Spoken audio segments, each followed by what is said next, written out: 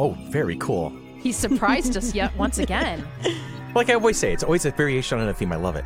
So, hi, gang. From that tone, and you can hear it, we are Monkey Business, and this is your weekly dose. I am Chris. With me, as always, is Billy and Tanya.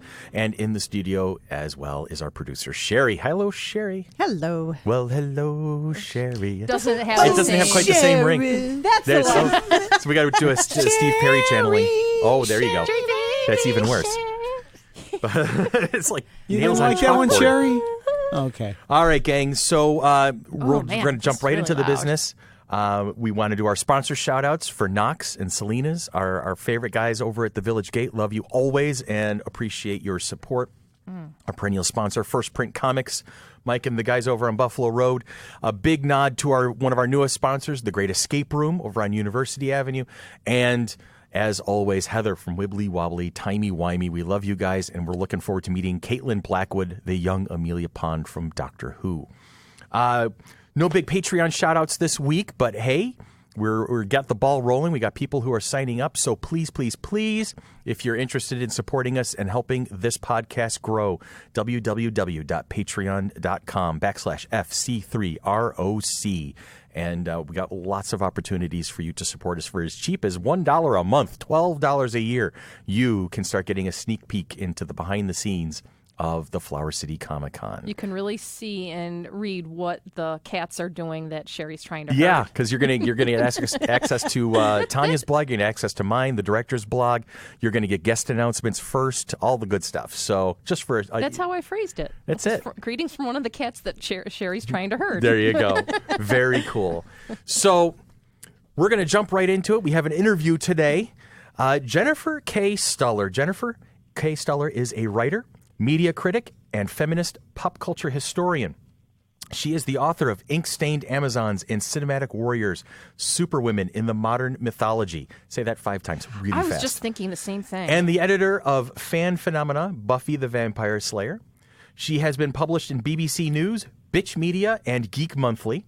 Additionally, Stuller is co-founder and former board president of Geek Girl Con, a sought-after speaker. She brings her messages of media literacy and positive fandom to a variety of audiences and speaks about geek culture and activism at conferences, libraries, and schools in the U.S. and internationally.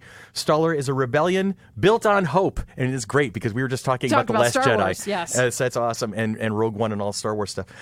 She's a rebellion built on hope and has vowed to use her powers only for good. So she can't be turned to the dark side? She can't be turned to the dark side, and then that would ask me, why is she on this podcast? Jennifer, welcome to the Monkey Business. We love having you on board, and we appreciate your time. How you doing today? I am doing great this morning. Thank you so much for having me on. I love that you guys are already talking about Star Wars. See, I'm one of the few people. Actually, Billy and I were old enough to have seen it in the theater when the original movie Me came too. out. Sherry Me and Tom. too. Oh, I did. I was 5. You were 5. Me too. 5? Oh, that's right. You're only 2 years younger than I am. Okay, that's amazing. Oh, I was 12.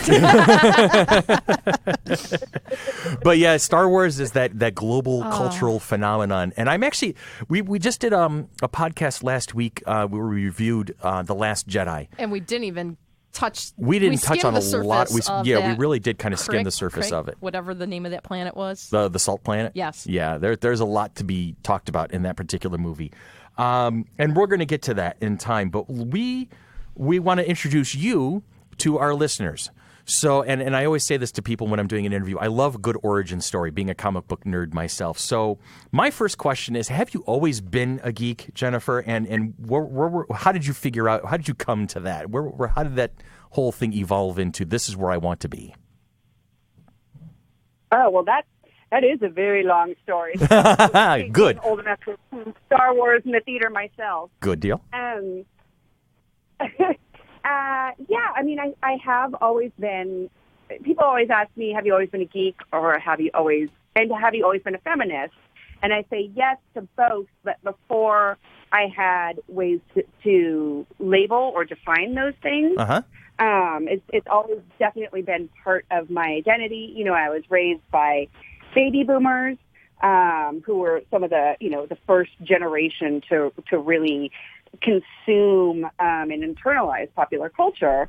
And so, I grew up watching the original Star Trek with my dad, and my mom would give me all of the gossip from People magazine, and they'd play records for me. And so I had this appreciation for popular culture, and it definitely skewed towards some of the weirder stuff, the deeper, more reflective content like the Twilight Zone. And then being a child of the 70s, of course, we were so spoiled by amazing superhero and fantasy television, both live action and animated. Right. And so, so it started very young for me. I never knew that it would end up being something that I would get to work with as an adult, though. That was sort of the unknown call to adventure that ended up happening. I'm with you. If like 5-6 years ago somebody said, "Oh, by the way, Chris, we're looking forward to the comic book convention and podcast you guys are about to start," I would have looked at them really funny, going, "No, that's not a reality. That's not a thing." And now here I am. So yeah, I can relate to that. Tell me a bit more. Let's jump into that seems to be the kind of like the hallmark project that Sherry has talked about the most, and ink-stained Amazons. I want to hear more about this.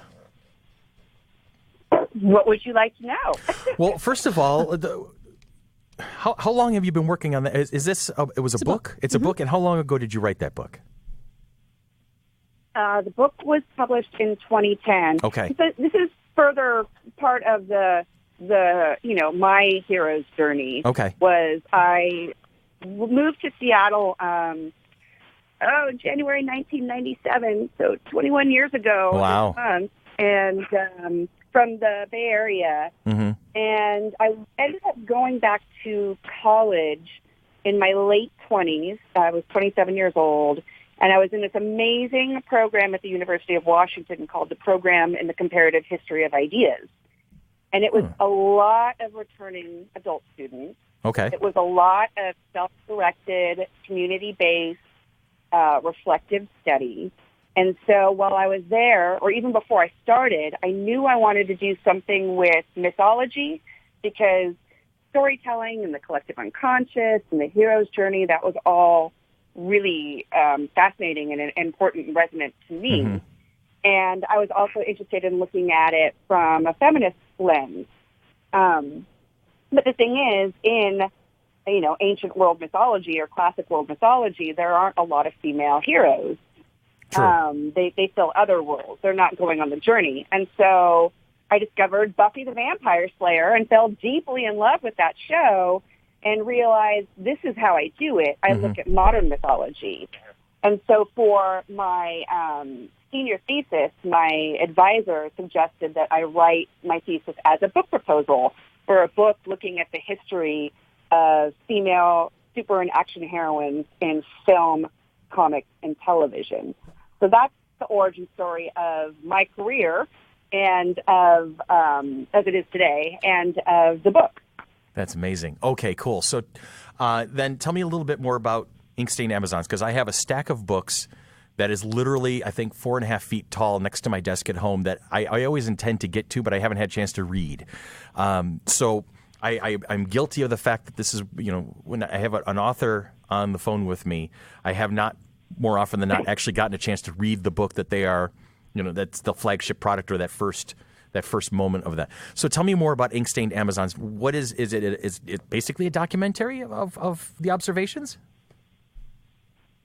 Yeah, I think so. The first part is a history, starting from the 1930s to present day, and the kind of female characters from the 30s and 40s, 50s and 60s, 70s, 80s, 90s, until the time the book was finished, which I'll get to the finished part in a second.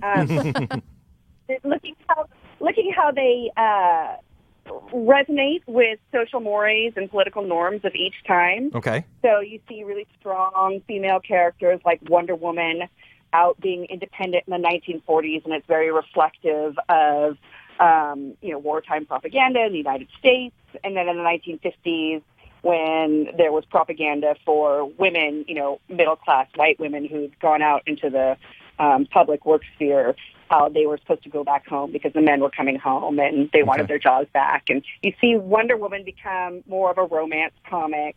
And so how these norms are reflected, like the feminist movement in the 60s and 70s. And, again, I'm using Wonder Woman, but her being on the cover of Ms. Magazine and being framed as a feminist icon.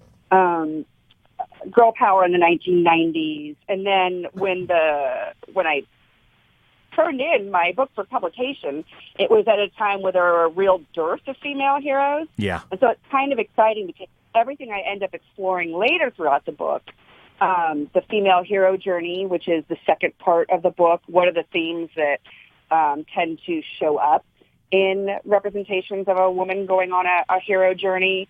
And then the third part, what it looks like when women are influencing myth-making, when they're the ones telling and producing the stories. It's really exciting to see that right now with characters like Rey in Force Awakens and The Last Jedi, or Furiosa and The Wise, all of the incredible female characters that have come out leading film and television over the past 5 years. It's been kind of exciting to see those themes. It's like, oh, that's everything I was talking about like 10 years ago. These people are finally catching up to you, Jennifer. You mentioned Wonder Woman, and so my curiosity is this: what's your opinion of the current permutation of the character? I mean, with Gal Gadot taking her onto the big screen, how are you feeling about that? Oh, the Patty Jenkins Gal Gadot Wonder Woman was unbelievably amazing. I mean, I as soon as the film was over, I posted a picture of myself on Facebook in tears and said, yes, I'm a middle-aged woman in the back of a midday screening of Wonder Woman by myself, sobbing in the theater. And I thought it was just going to be me because this topic of the female hero journey has been so important to me. Right. And then I began to see just how incredibly resonant it was for women to see a character that taps into their feelings and desires and curiosity depicted on screen, and see her being physically active and not objectified. And I thought it was so extraordinary. It went above and beyond my expectations, barring some like superhero overblown stuff in the third act. It was incredible. My wife had a similar sort of emotional reaction to Wonder Woman, where she was so glad to see a woman hero just sort of expanded on like that, as opposed to at a Comic-Con a year or two ago, we spoke with Gail Simone, a comic book writer who coined the term women in refrigerators, or the website. Okay. Which, are you familiar with that, Jennifer? The women in refrigerators? Gail's a friend of mine. I'd like to say she's a Gail. I know Gail. yeah, I do talk about women in refrigerators in the book. Yeah. Where, for Chris and Tanya and Sherry who may not know, it refers to a Green Lantern story where Kal Rayner comes home and finds his girlfriend in a refrigerator. Okay. And basically, it sort of explores the topic how female characters in comic books had been treated, devalued over the course of time. And do you feel now it's gotten way better, a little better, some better, not better at all than when Gail originally took on sort of her Women in Refrigerators website? Yeah. So yeah, just to expand on that, it's the purpose of the female character, the love interest, was there to spur a moment in the male hero's journey. So when Alexandra DeWitt was cut up and put in the refrigerator, and Green Lantern came home and found her, it motivated him to take on his villain, right? That it spurred him to action. So she was just a plot point in his story. It's gotten somewhat better. I think, I've been thinking about this. People ask me, it's amazing that this is still a media literacy term that we use, women in refrigerators, to refer to women being a plot point.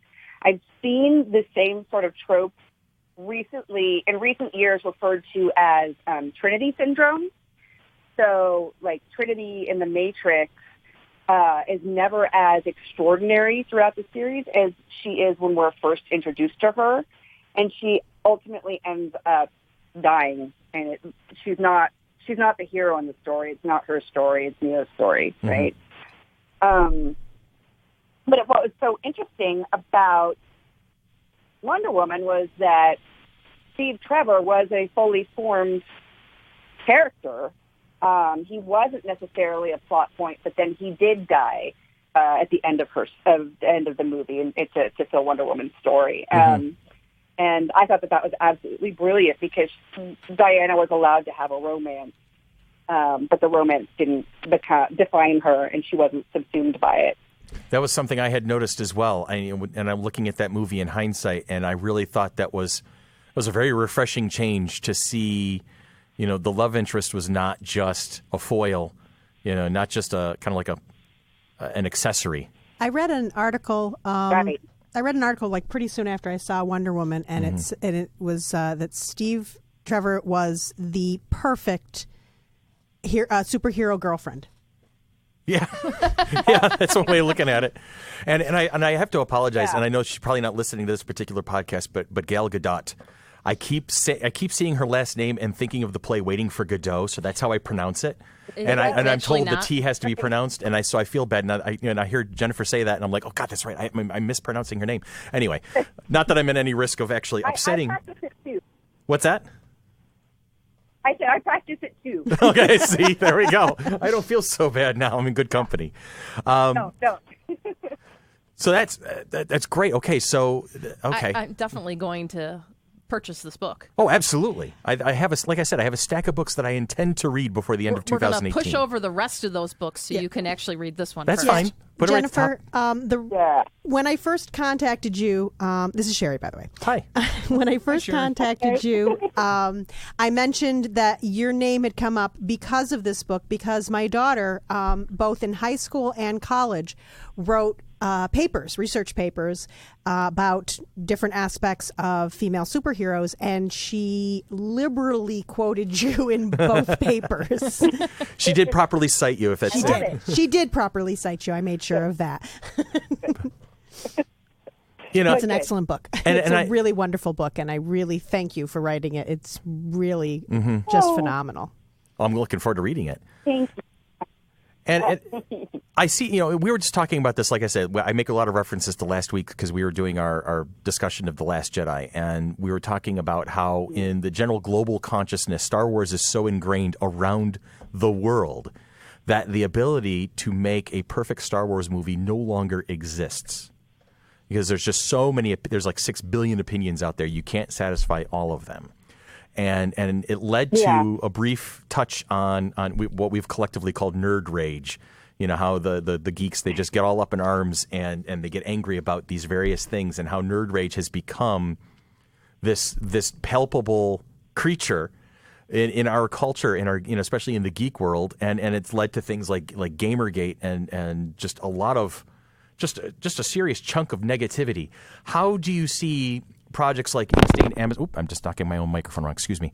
How like Inkstained Amazons and some of your other projects, like Geek Girl Con, which I'm going to ask you about a little bit more in the very near future, in the next few minutes. But how do you see stuff like that? Do you see it as like combating this, or do you see it like, I'm just going to put this out there? This is the lighthouse. This is going to guide people to this conversation. It's the latter. For me, it's the latter. I'm not really interested in getting into a combat with somebody. And it's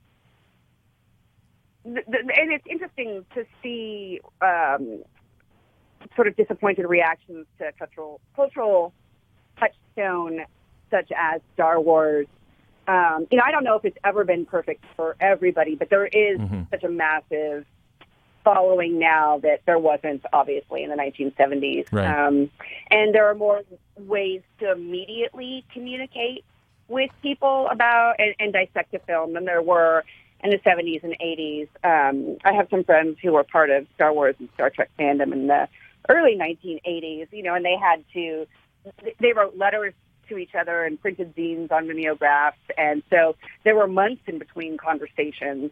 So now any sort of disappointment is amplified. And then it gets reported on by somebody, and, a writer captures a bunch of tweets that express, anger regarding the film. But what I have seen is an extraordinary number of women really taking to, particularly The Last Jedi, but as well, The Force Awakens as well. And so it's interesting to me to see, I feel like these last two Star Wars films, the last three, including Rogue One, have really been Star Wars films directed at female audiences.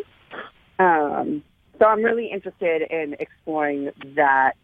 As far as nerd rage goes, oh boy, there's a lot tied up in there. Yeah, culturally. It is amazing. Geek culture has changed a lot in the past 10 years due to organizations and movements like Geek Girl Con. But I will wait until you ask me about that. Okay. Well, and then we're going to jump right into it. But you know what? I just had a quick thought that I jotted down on my pad because we were talking about it, and you were mentioning your reaction to Wonder Woman, and how you use Buffy the Vampire Slayer as a basis for a lot of your approach.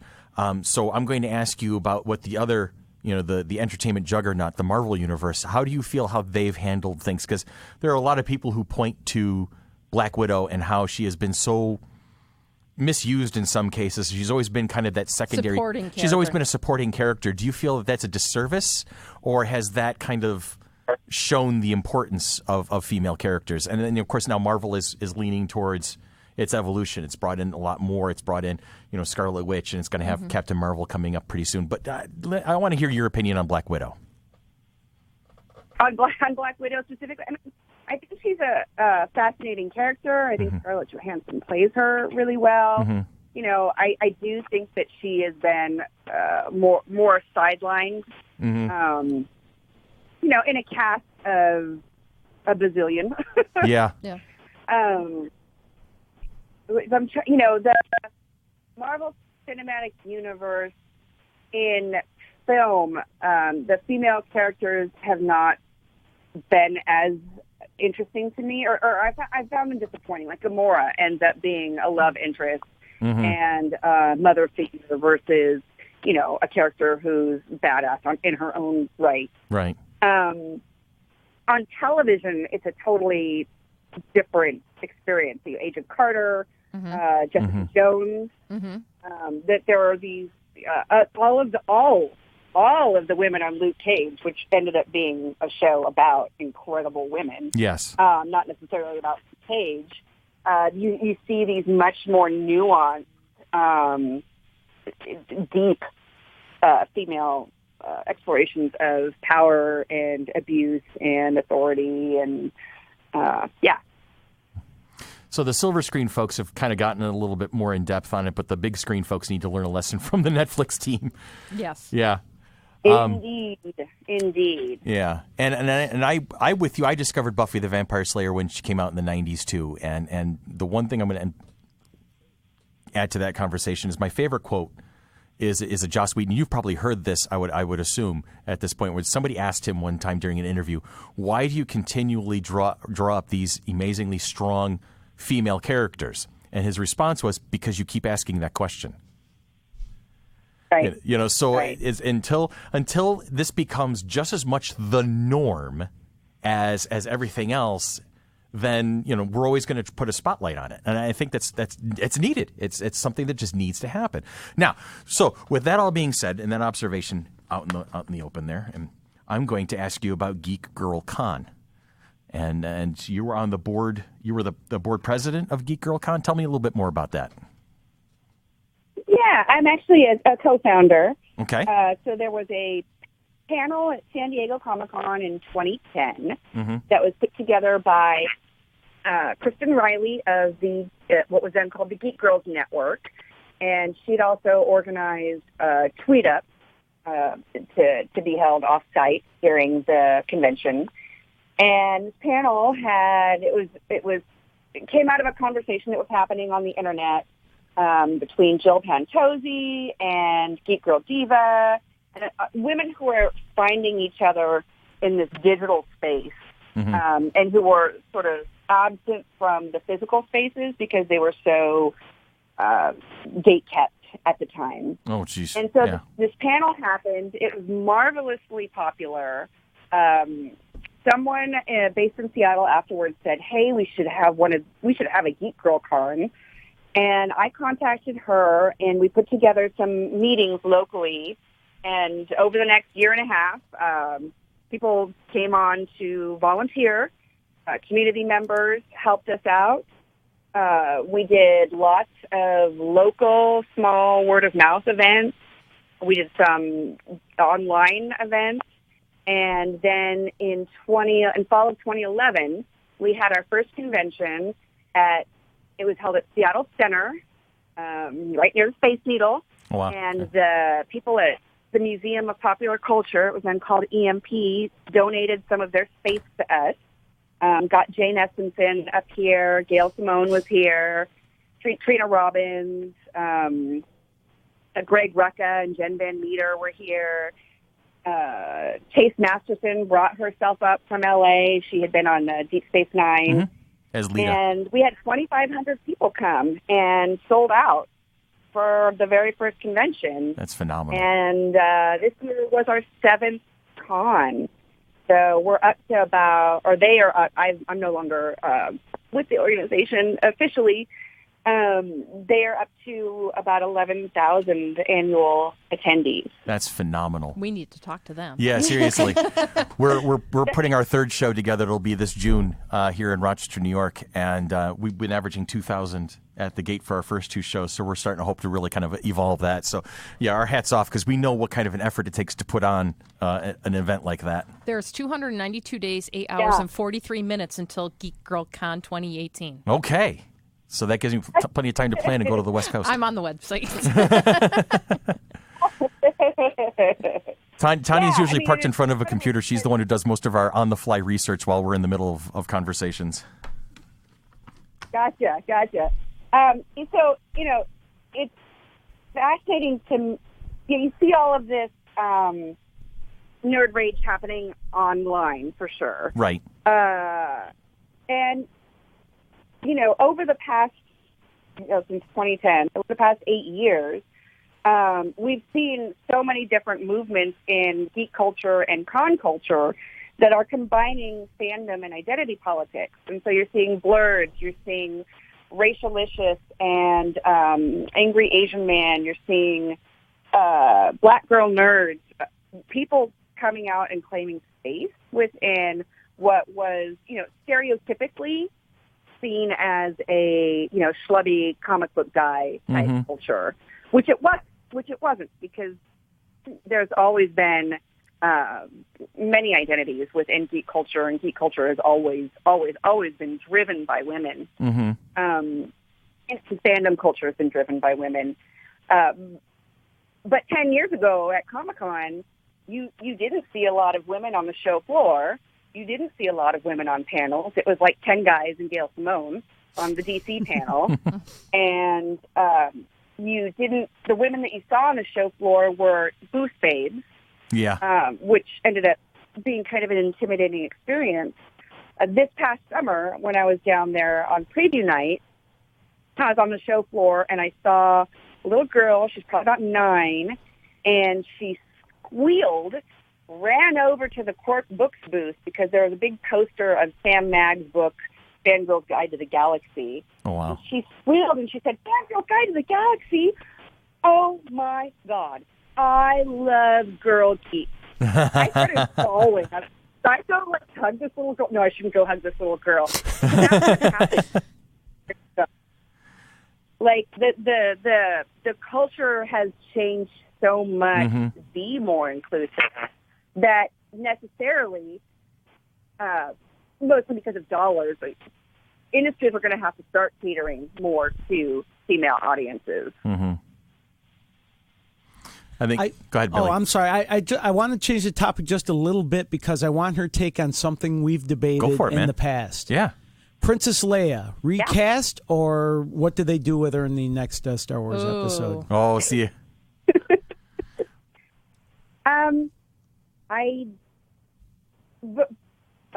Gee. Put her on the spot, Billy. Pre-Last Jedi, pre-watching it, I didn't want it to be recast. And I'm still uncomfortable with that.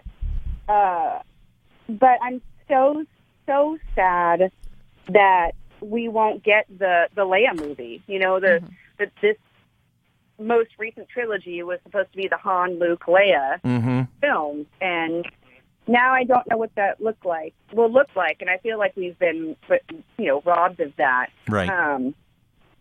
But that doesn't mean it won't be an extraordinary movie. It doesn't mean that Rey or other female characters won't be brought in. Rose, Psycho, to fill what feels like a void right now.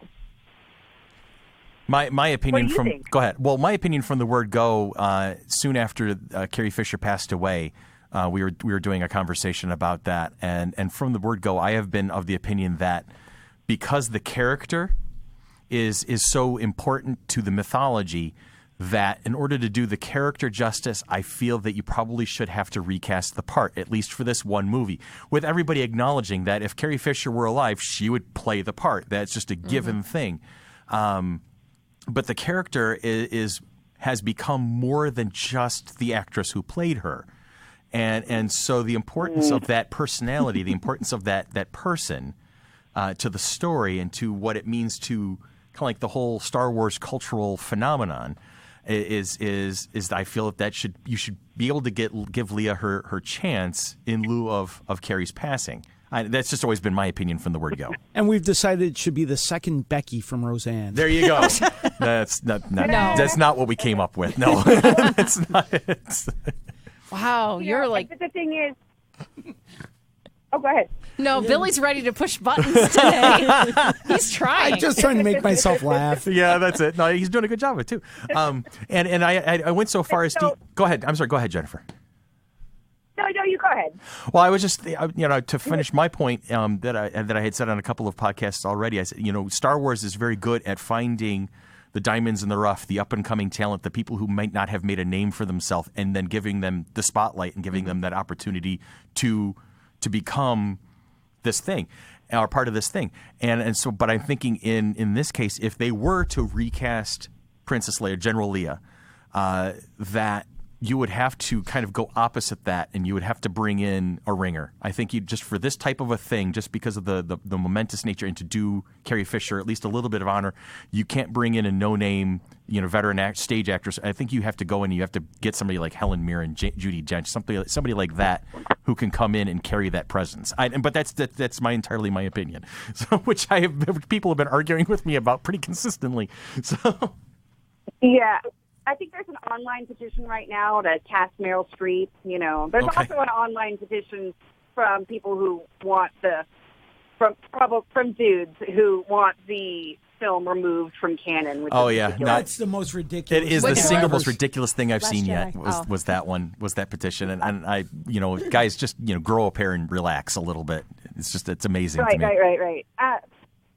So, but as far as Carrie Fisher goes, she has become you can't separate her from the role. I mean, It would be so hard to do that. And Carrie Fisher has been an icon for decades, and in her death, she's ascended to being this goddess. Right? Oh yeah, hands down. She's been embraced so much in fan culture, especially in the past year, and in one of the things that I'm working on right now is looking at geek activism, and how geeks were hacking popular culture and harnessing popular culture in their political movements. And you've seen both Leia and Carrie Fisher and the women of Star Wars co-opted as icons of this current Me Too movement and the Women's March. And so I think, because of the political moment, it would also be really difficult to separate that out, because Leia is Fisher and vice versa. Which I completely I understand and agree with to a degree. And believe me when I tell you that when I use the sentence "we should recast the part," I do it with great trepidation, but it just in my head it feels like the only logical way to approach it. But I understand the pitfalls and the minefield that you're walking through, and especially because Sherry sits right next to me when we podcast. She's within arm's reach, and she's within arm's reach, and she disagrees with me passionately, and so there are times where I expect that I'm going to say something and I'm going to get whacked for it. So I'm pretty sure. Yes. I agree with you. Yeah. And I've been saying to people, I know this is awful and really unfair, but I'm very mad at Carrie Fisher for dying. Yes, there we go. It would have been so easy. But I do appreciate a lot of, as we said last week, this is a no-win situation for Rian Johnson and J.J. Abrams. Whatever they come up with, and it'll be brilliant, and they'll come up with something very respectful and hopefully at a really good depth to the story. And so I respect the fact that they're going to do the best they can to make the best decision, but they are up against a really ugly-looking brick wall. And so whatever they come up with is just going to be a challenge to play with. But you do the best you can. All right. So, okay. So on that note, on that happy and pious note, I have been dying to ask this question because ever since I saw it pop up in the introduction, it's been on my mind, and I don't get to. I swear often, but I usually get like people wagging their finger at me. But I get to say "bitch media" today, and I get to say it with legitimate reason. So, tell me more about "bitch media," a Girl on Film series. What is that? Where can we find it? And tell us about how it's coming along. Oh well, that was that was before the book was published. Oh really? So this is like one of your first projects? Yeah, I would say so. Yeah, one of my first projects. Pitch Media was something that, it's so funny. I was standing in City Lights Books in 1996, which is City Lights Books is in San Francisco in North Beach and is famous for publishing literature and poetry written by the Beats. And on the shelves with all of the zines and alt magazines, I saw Bitch magazine, and I didn't buy it because I was 21 and didn't have a lot of money. And but I bought the next issue, when I got up to Seattle and was making some cash, and thought it was so incredibly brilliant. It's the feminist response to popular culture. They do media literacy, media criticism through an intersectional feminist lens of popular culture. And I always wanted to write for them, and ended up getting this gig by pitching them. I pitched them a piece on Quentin Tarantino and how he was, at that time, the piece was about how he was an accidental feminist, that I don't think he was intentionally making feminist films, and yet people were drawing inspiration and empowerment from movies like Kill Bill and characters like Beatrix Kiddo. And they said, hey, would you want to do the 6 or 8 week series on exploring this topic? And so I kind of got to write whatever I wanted. And since then, I've written for the magazine and for the website, and even had a cover story on geek girls and women in fandom and the evolution of that. Which is amazing, and everybody should subscribe to it, basically. Okay. Hey, I'll take that advice. That's it's good excellent. By me. It's an excellent. I've heard you talk about it on several occasions, Cher Bear. So that's definitely something that is on the radar. So we've kind of successfully dipped into your past projects. Is there anything you're working on right now that's on the future, on the horizon? Yes, indeed. It hasn't been announced yet, but I'm going to be leading a workshop at the Granger Leadership Academy, which is put on by the Harry Potter Alliance. Oh, wow. Okay, cool. So I'm looking forward to that. I'm leading an event at SIF Cinema. SIF is the Seattle International Film Festival, and they have a film center, and they do an educational series. So I'm doing a half-day event looking at the history of Wonder Woman on film. We'll be looking at animated versions, We might be looking at the Wonder Woman pilot from a few years ago that was so terrible.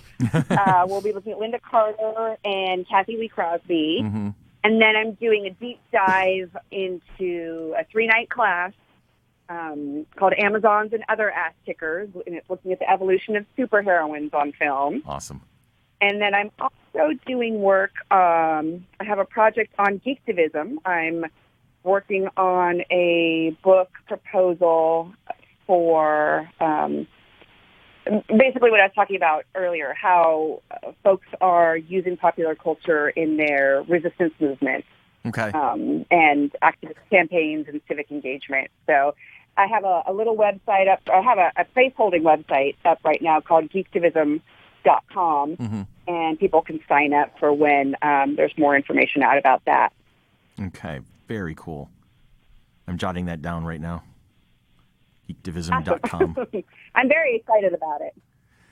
Now, when do you see something like it, you say you got a placeholder right now? Do you have a timeline right now as to when that will actually kind of go full on out in the open live? No. Well, it is live, but it's just not. Okay. It's not quite ready yet. I'm still working out the details of what it's going to look like. Gotcha. Geektivism.com. All right, so keep an eye on. We're going to keep an eye on that, and with great anticipation. You know, I'm hoping that we can get our act together. We might not be able to get you out here in 2018, but we would love to have you come out to Flower City Comic Con and do a presentation for our fans and ticket holders. That'd be awesome to have you in town. When is your con? This year it's in June 9th and 10th, but in 2019 it's probably going to be moving back into its customary spot in April. April. Yeah. Okay. So we'll keep Fun. Yeah. Tell me. I don't know. Tell me more about it. Your con looked like it had a strong educational component. We do. Like the first convention, we've done 2 shows so far. The first one we did, it had actual like local college professors. We have one lady who works at the University of Rochester who was actually creator of the character of Barclay for Star Trek Next Generation. And she wrote a couple of the scripts for episodes that he was featured in. So she came in and ran the Star Trek panel. We have another individual who is a professor at the Finger Lakes Community College, which is near here. And she came in and did an hour-and-a-half presentation on Harry, hobbits, and there was another H word in there. But it was the look at the modern mythology. And we do have professors at Monroe Community College that teach art and graphic art and comic book structure and things like that. So they came in and we have a professorial bent. We have like people come in and teach and educate, and we like to expose the people who come to a variety of different things, stuff that you wouldn't normally see at a Comic-Con, to try and open eyes and get the imaginations running. Cool, very cool. So we pat ourselves on the back. We've been fairly successful at it over 2 shows so far. We'll see what we pull together for the third. This one might be coming out of its hat at this point. We're not sure. We're winging it at this point for the third one, but so far it's starting to come together. It's where we bring it all together. It's our slogan, where we bring it all together. I know that feeling well. Yeah. Where do we go from here? Exactly. That's the thing is how do we continue bringing awareness? How do we continue? I mean, because geek culture really has become the mainstream. It used to be the behind the scenes, the underground. It wasn't cool to be a geek, but now it's becoming cool to be a geek. And how do we make it more universal? And I really feel it's happened so quickly that a lot of the stuff we've talked about, the nerd rage and whatnot, has been enhanced growing pains because things have been onsetting so fast. But where do we go? Do we just keep that message strong? Is there something we need to kind of like really put a spotlight on? Just hold the course? What do you think, Jennifer? What's the? Can you rephrase the question? I can. I didn't even honestly. I didn't think there was a question in there. When I started that sentence, I didn't even know where it was going. To be honest, is it going to stay strong, or is it eventually going to? Is it going to peter out? Yeah. Do we need to? Are we going to go back to the little groups of just the cliques, the clusters? Yeah. I don't think to jump in. I don't think that we're going to just go backwards into the geek clusters and things like that, where they had the nerds in the basement gaming thing, because it's. Shut up, Sherry. Because we are nerds in the basement gaming. Yes, we are nerds in the basement every gaming. other Sunday. But it's coming out and being more as the norm. Especially with the geek culture being more normal. Yeah, but how, with geek culture becoming so mainstream, how do we continue making sure that every aspect about it is focused on equally? Making sure that no one.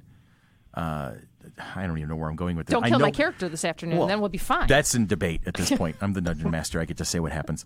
I think what you're trying. Help me out, Sherry, please. I think what Chris is trying to say is this geek activism that you're doing so much with.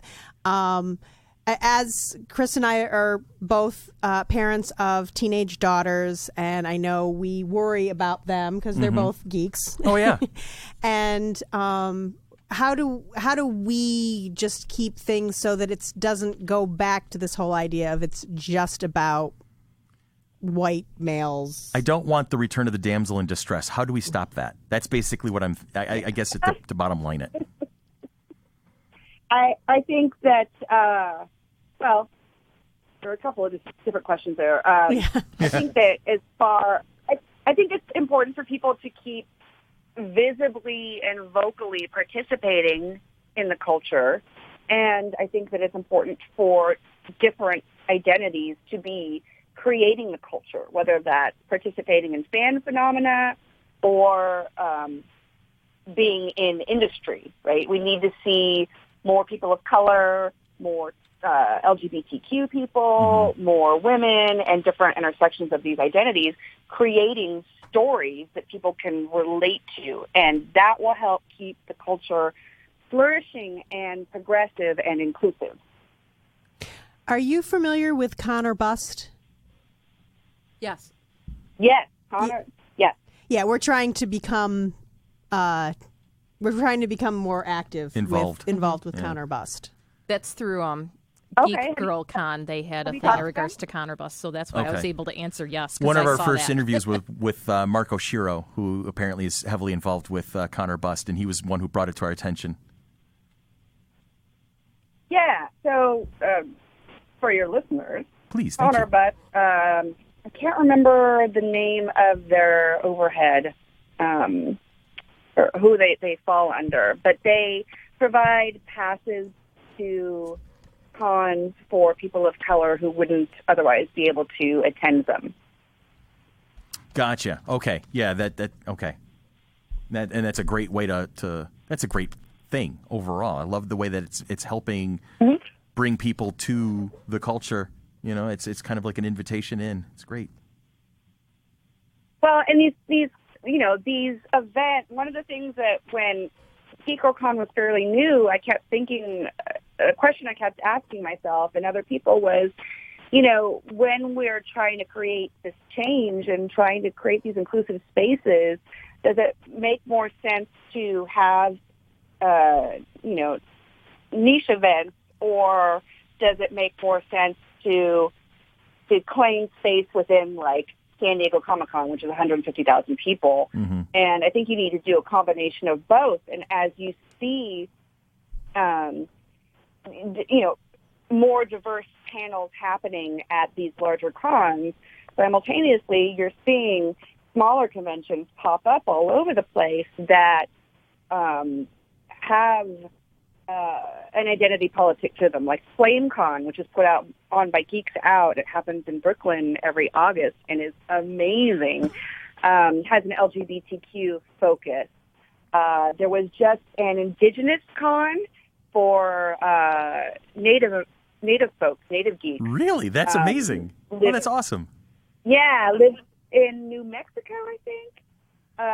Jamie Broadnax, who founded Black Girl Nerds, is putting together Universal Fan Con for intersectional identities. It's for any fan. That's happening, I think this year. So yeah, you're seeing these. Gamer X was or is an organization that puts on an annual convention for gay gamers down in the Bay Area. Mm-hmm. So yeah, I mean, the culture has already changed, and even as commercially it's mainstream, there are also still these subcultures happening underneath the surface. I think there's always going to be a subculture to something. That's no matter how prevalent something becomes, there's always going to be something underneath it that's going to help kind of get ready to morph it in the future, I think. But that's my opinion. I don't know. What do I know? Right. I know nothing. That's why I do these podcasts, so I can learn something too along the way. And dead air. Well, we've had there's a bit of a delay between Seattle and Rochester today. We got to respect that. Okay, so Jennifer, we're going to let you off the hook at this point. But so how's the weather? How's the weather in Seattle? Just so we know. I think it's a lot better than the East Coast. Yeah. Is it above 10 degrees? Yes. Okay, then you're better off. Yeah, we've had a cold snap where the heat wave pushed us up to 7 yesterday. Right now, we're currently at 15. Well, okay.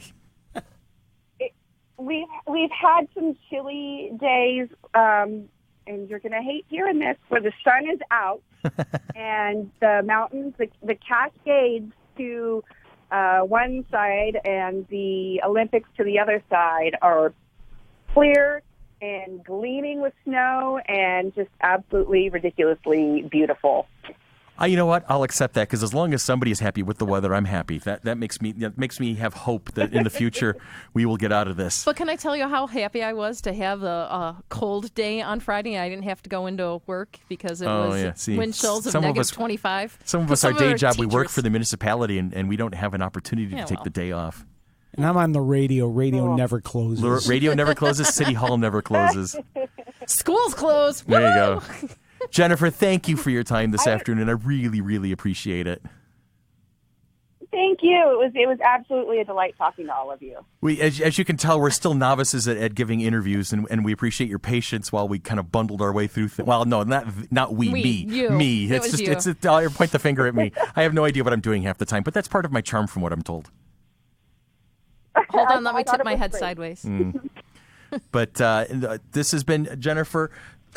Jennifer Stuller, author and conventioneer, and we're looking forward to hearing from you in the future. Hopefully, we'll be able to circle around and have another talk, and we'll actually sound like we're actually professional interviewers the next time. I promise. Sounds great. Well, if we can get her out in June, then you could be like the panel moderator, and then you have lots of times to practice and things like that. And we look forward to seeing geektivism.com come to life and all other projects. So best of luck, and we appreciate your time. And for Billy and for Tanya, for Sherry and myself, we're going to say thank you and have a great rest of the day.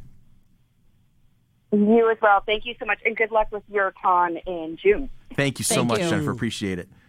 All right, Billy, let's go ahead and hit that ridiculous music that you love so much. There it is. And this has been Monkey Business for another week, a product of the Mighty Monkey Corporation, purveyors and producers of the Flower City Comic-Con. Coming at you in 3D, June 9th and 10th at the Floriano Rochester Riverside Convention Center.